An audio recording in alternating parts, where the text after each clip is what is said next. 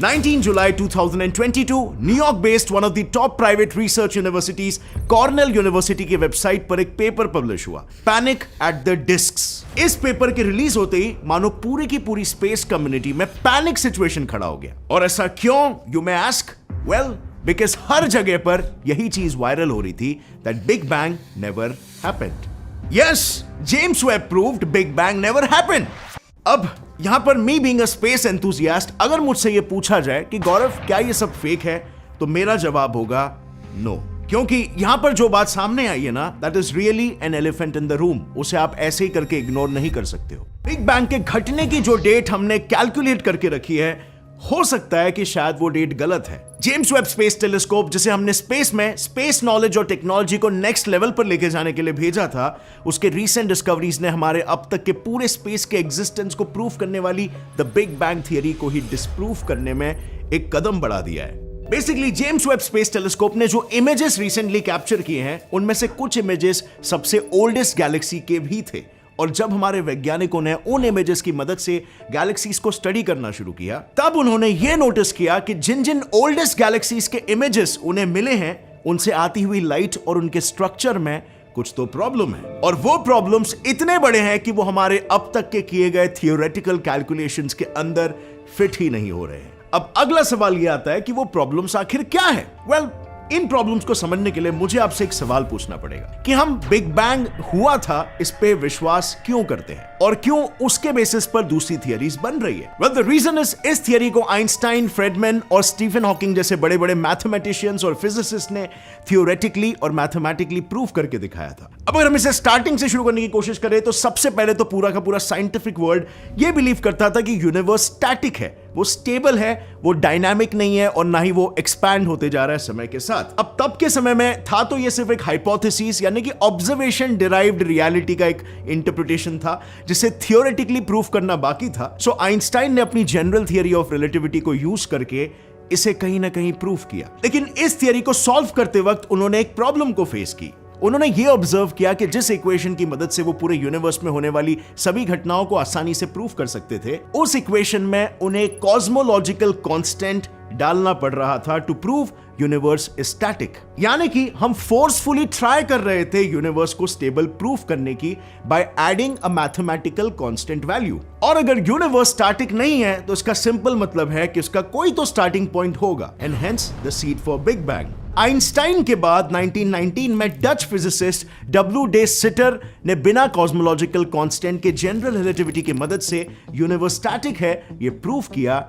लेकिन जब उनके सॉल्यूशन को देखा गया, तब ये पता चला कि उन्होंने एज्यूम किया था कि यूनिवर्स में कोई मैटर ही नहीं है। और अब इस कैलकुलेशन से कुछ साफ होता हुआ नजर आता है कि अगर यूनिवर्स में मैटर है तो वो स्टैटिक नहीं है, हेंस शायद बिग बैंग हुआ था। और फिर फाइनली 1922 में Soviet physicist and mathematician Alexander Friedmann ने जनरल रिलेटिविटी को यूज करके ये प्रूफ किया कि if universe is filled with matter, then इसके हाई चांसेस है कि या तो हमारा यूनिवर्स ओपन है, मार्जिनली बाउंड है या फिर क्लोज्ड है। So what did he mean? Well, open universe का मतलब सिंगुलैरिटी से स्टार्ट होने के बाद यूनिवर्स कंटिन्यूअसली एक्सपैंड होते जा रहा है without any boundaries. Close universe का मतलब सिंगुलैरिटी से एक्सपैंड होने के बाद यूनिवर्स अपने सबसे मैक्सिमम साइज तक जाएगा और फिर वापस रिवर्स ऑर्डर में आके कोलैप्स कर जाएगा। इसे अगर हम दूसरी भाषा में कहें तो बिग क्रंच कहा जा सकता है। और फाइनली मार्जिनली बाउंड यूनिवर्स का मतलब होता है यूनिवर्स सिंगुलैरिटी से बढ़ना शुरू करता है, लेकिन विथ रिस्पेक्ट टू टाइम उसका एक्सपेंशन रेट स्लो होते चला जाता है जब तक वो उसके मैक्सिमम साइज तक नहीं पहुंच जाए। अब अगर आप इन तीनों मॉडल्स को देखोगे, तो इन तीनों के तीनों मॉडल्स में क्लियरली एक स्टार्टिंग पॉइंट है, which is what we call today as the Big Bang. As you can see, ये थियरी और मैथमेटिकल मॉडल बहुत पहले बना था और साइंटिस्ट आज के तारीख में भी इस थियरी को सही साबित करने के लिए अलग अलग एक्सपेरिमेंट्स करते रहते हैं, सो दैट हमें रिजल्ट्स उन थियरीज के प्रेडिक्टेड आउटकम्स के अराउंड ही मिले।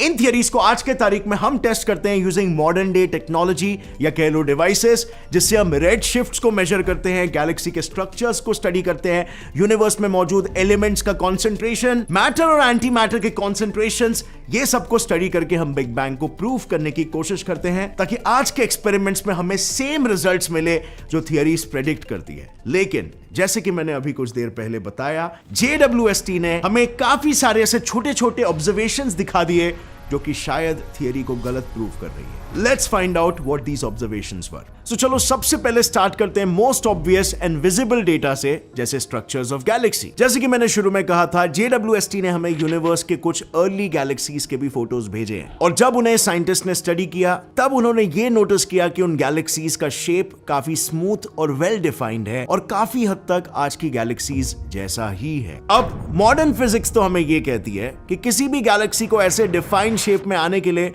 कई बिलियन साल लग जाते हैं, लेकिन यहां तो अपेरेंटली बिग बैंग के बाद फॉर्म हुई ये गैलेक्सीज पहले से ही एक डिफाइंड शेप में है। मींस अगर उन्हें बिग बैंग के बाद उतना टाइम मिला है तो फिर बिग बैंग हम जब सोच रहे हैं शायद तब नहीं बल्कि उसके पहले हुआ था, या फिर इवन बिग बैंग जैसी शायद कोई चीज ही हुई नहीं है। अब चलो, JWST तो एक टूल है जिसमें एरर्स का आना भी जायज हो सकता है। सो उसके ऑब्जर्वेशंस को छोड़ हम अगर यूनिवर्स में मौजूद एलिमेंट्स की बात करते हैं तो भी बिग बैंग को डिफाई किया जा सकता है। मतलब according to modern physics, big bang के तुरंत बाद जब यूनिवर्स बेहद गर्म था तब यूनिवर्स में कुछ लाइट एलिमेंट्स बन गए थे, हाइड्रोजन, लिथियम और बेरिलियम, जो बाद में तब से लेकर आज तक कभी फॉर्म ही नहीं हुए। और फिर स्टार्स के बनने के बाद पीरियोडिक टेबल में मौजूद दूसरे एलिमेंट्स बने, लेकिन अगर हम आज यूनिवर्स में मौजूद लिथियम का काउंट देखें और उसे बिग बैंग के बाद वाले काउंट से कंपेयर करें तो वो काफी ज्यादा है। Which means जिस पीरियड में हम इन एलिमेंट्स के फॉर्मेशन को स्पेक्यूलेट कर रहे हैं वो पीरियड हमने जितना सोचा है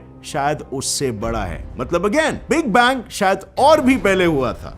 एंड नाउ फाइनली बात करते हैं उस आर्ग्यूमेंट की जो बिग बैंग को तो प्रूव कर लेता है, लेकिन बिग बैंग के बाद यूनिवर्स के एग्जिस्टेंस पे ही सवाल उठाता है। The matter anti matter contradiction. Big bang theory हमें कहती है कि फिलहाल हमारे यूनिवर्स में जितना भी मैटर है वो सब एक साथ बिग बैंग के टाइम पर ही क्रिएट हुआ था, अपेरेंटली आउट ऑफ नथिंग। लेकिन ये वेरी फैक्ट फिजिक्स के एक बेसिक लॉ के अगेंस्ट जाता है। Matter can not be created not destroyed, and hence देखा जाए तो यहां पर यह भी कहा जा सकता है कि big bang theory is incomplete, या फिर बिग बैंग शायद नहीं भी हुआ हो सकता है। अब आई नो आप सब यही बोलोगे कि जिन साइंटिस्टों ने इस थियरी को दिया, क्या उन्होंने ये सारी गलतियों को नहीं सोचा? वेल, सोचा था, और इसीलिए मैथमेटिकली उन्होंने इसका काउंटर आर्ग्यूमेंट भी देखा था, which was every action has an equal and opposite reaction। मतलब अगर बिग बैंग के समय मैटर फॉर्म हुआ था तो उसका ऑपोजिट एंटी मैटर भी फॉर्म हुआ होगा। But again according to modern physics the very nature of these particles is something like कि जैसे ही एक दूसरे के कांटेक्ट में आते हैं एक दूसरे को खत्म कर देते हैं, एंड हेंस बिग बैंग शुरू होते ही खत्म हो जाना चाहिए था, राइट? लेकिन नहीं, साइंटिस्टों ने यहां पर हार नहीं मानी and they still had an argument कि हो सकता है कि शुरुआत में मैटर एंटी मैटर से थोड़ा ज्यादा था, और इसीलिए आफ्टर बिग बैंग मैटर बच गया जबकि एंटी मैटर तबाह हो गया। अब यहां पर मे बी मैथमेटिकली आप प्रूव कर पाओ कि बिग बैंग हुआ था, लेकिन क्या यह आर्ग्यूमेंट कुछ ज्यादा ही स्पेक्यूलेटिव नहीं लग रहा? एक स्पेक्यूलेशन को सपोर्ट करने के लिए बिना किसी सॉलिड प्रूफ के आधार पर दूसरा स्पेक्यूलेशन डाल देना, don't you think this is too speculative? देखो, अभी तक बिग बैंग थियरी के काफी सारे वीकनेसेस हैं। इनके वीकनेसेस को सपोर्ट करने के लिए हम स्पेक्यूलेशंस और हाइपोथेसिस बना रहे हैं जिन्हें अभी तक टेस्ट नहीं किया गया है, और ये स्पेक्यूलेशन पे स्पेक्यूलेशन कब तक बनते रहेंगे? सो यहाँ पे बात यह है कि सालों से एस्टैब्लिश्ड हमारी बिग बैंग थियरी, जिसके बेसिस पे हमने काफी सारी थियरीज को एस्टैब्लिश किया है, और जब इस थियरी पर ही सवाल उठने लगे तो साइंटिफिक कम्युनिटी डेफिनेटली पैनिक तो होगी। सो मॉरल क्या है गौरव? क्या ये थियरी गलत है? और तुमने तो पर्सनली इस थियरी पर भी वीडियोस बनाए हैं, सो क्या ये थियरी कंप्लीटली रॉन्ग है? सो गाइस, यहाँ पर अगर मैं अपना पर्सनल ओपिनियन रखना चाहूं तो मेरे हिसाब से दो आउटकम्स हो सकते हैं। फर्स्ट आउटकम, या तो बिग बैंग थियरी इनकम्प्लीट है और इसमें से कुछ जो आंसर्स हमें अभी तक नहीं मिले हैं, कुछ प्रेडिक्शंस करने के लिए, कुछ गैप्स फिल करने के लिए हमें बहुत ही ज्यादा स्पेक्यूलेटिव स्पेक्यूलेशंस यूज करने पड़ रहे हैं। मतलब आउट ऑफ द वे जाकर हमें वेग स्पेक्यूलेशंस यूज करने पड़ रहे हैं just to fill the gap. But definitely ऐसा हो सकता है कि कुछ स्पेक्यूलेशंस है जो कि बहुत ही ज्यादा रियलिस्टिक है और जो मैथमेटिकली भी स्ट्रॉन्ग रिजल्ट्स हमें देंगे, लेकिन अभी के टाइम पे साइंटिस्ट उसे मिस कर रहे हैं। लेकिन आगे जाके जब और ब्रिलियंट साइंटिस्ट आएंगे तो वो सारे हाइपोथेसिस सामने आएंगे और वो ज्यादा रियलिटी से इनलाइन होगा और कैलकुलेशंस भी रियलिटी से इनलाइन होगा। अब यहां पर दूसरा आउटकम ये हो सकता है, वो ये है कि yes, big bang theory may be wrong, but इस केस में तो हमें बिल्कुल भी घबराने की जरूरत नहीं है, because science is all about updation and upgradation. अभी के करंट सिचुएशन में बिग बैंग थियरी कुछ क्वेश्चंस को आंसर करती है और कुछ क्वेश्चंस को आंसर नहीं करती है।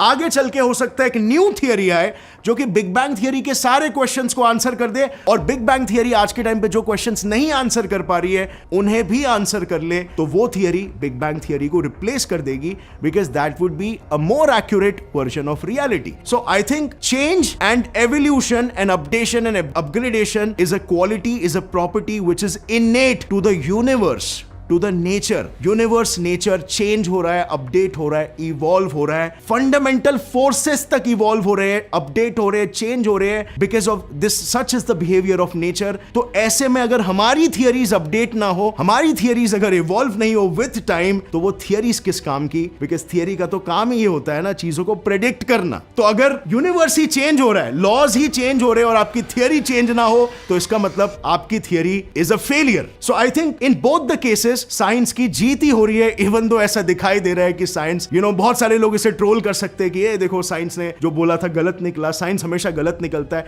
वेल, गलत निकलना ही सही है, क्योंकि अगर आप ऐसे बोलोगे कि एक बात किसी ने बोल दिया सालों साल पहले और वो बात दुनिया भर में फॉर एवर एप्लीकेबल होने वाली है, तो यूनिवर्स का नेचर ही ऐसा नहीं है जहां पे सारी चीजें चेंज हो रही है, फंडामेंटल फोर्सेस तक चेंज हो रहे हैं। सो अभी के लिए friends, we can just wait and watch and just hope कि आगे चल के हमें कुछ न्यू आइडियाज मिल जाए जो मे बी बिग बैंग के ही गैप्स को फुलफिल कर ले, या फिर न्यू थियरी मिल जाए जो बिग बैंग से भी ज्यादा जिसका एरिया ऑफ ऑपरेशन होगा, and we are able to understand the existence of our universe in a more realistic manner. Are you excited for this? New discoveries, new updations means new excitement. And with that said, अगर इस video से आपको कुछ भी नया सीखने मिला, एक लाइक जरूर ठोकना। Get set fly science channel को अभी सब्सक्राइब करो और बेल नोटिफिकेशन दबाओ ताकि आगे आने वाली हमारी कोई भी वीडियो की अपडेट आप मिस ना कर सको। और फ्रेंड्स, डिस्क्रिप्शन में दिए गए लिंक को फॉलो करो और पाए 1 लाख अपने डेमो अकाउंट में, और यूज करो मेरा प्रोमो कोड FLY30 रिप्लेनिशमेंट के लिए और पाओ 30% बोनस अपने डिपॉजिट पर। जाइए, ट्रेड करें और पैसा कमाएं। See you next time friends, till then as always stay curious, keep learning and keep growing. जय हिंद।